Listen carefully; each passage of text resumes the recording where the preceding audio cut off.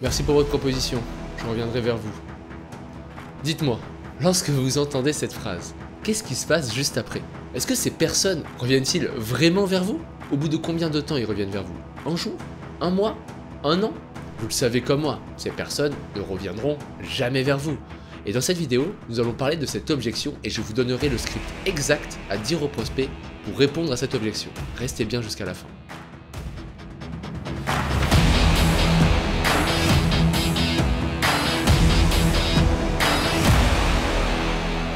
Bonjour les vidéastes entrepreneurs, ici Guillaume Gardès de vidéastefreelance.fr, un des seuls endroits du web où l'on parle business pour les vidéastes. Je reviendrai vers vous.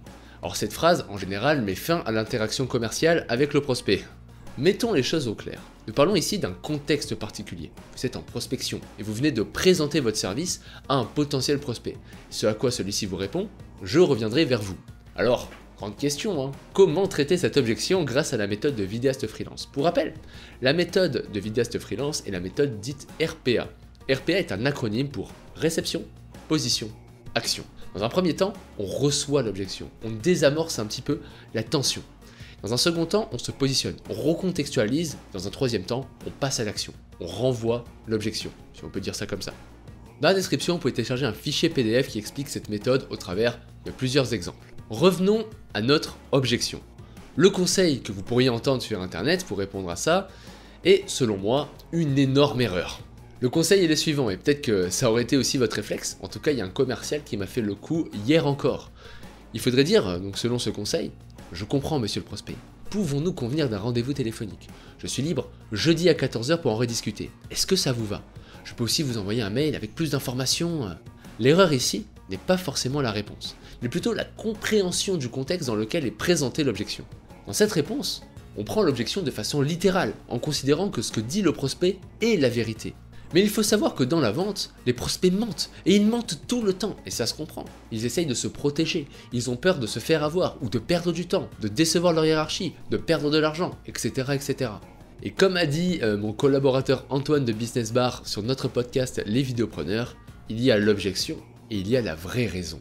Le lien de l'épisode est en description si vous voulez l'écouter. Pour vous donner un exemple qui va sans doute vous concerner, regardez comment les personnes se comportent lorsqu'ils se font aborder dans des rues passantes par des associations qui demandent des dons. La première phrase face à la demande de dons est toujours un mensonge. Je n'ai pas le temps, je n'ai pas d'argent. Ces petites phrases sont pas les vraies raisons pour lesquelles les personnes ne font pas de dons à ces associations. Et c'est exactement la même chose pour cette phrase. Je reviendrai vers vous, le prospect est en train de vous mentir.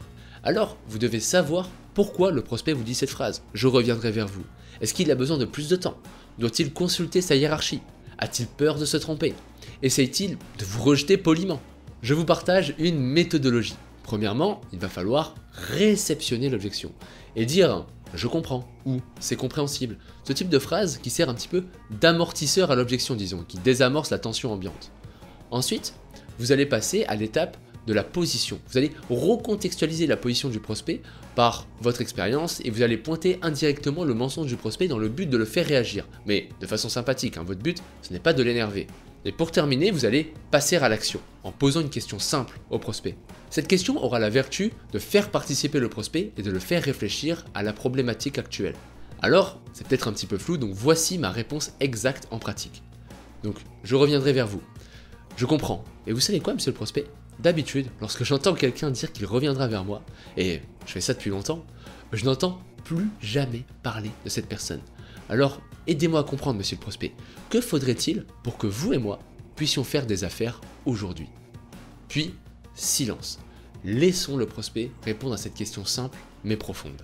Celui-ci pourrait répondre vous savez quoi, il me manque cette information ou cette information, moi j'ai besoin d'en parler à mon collaborateur, à mon boss, etc. etc. En fait, quoi que le prospect dise ici, il vous donnera la vraie raison.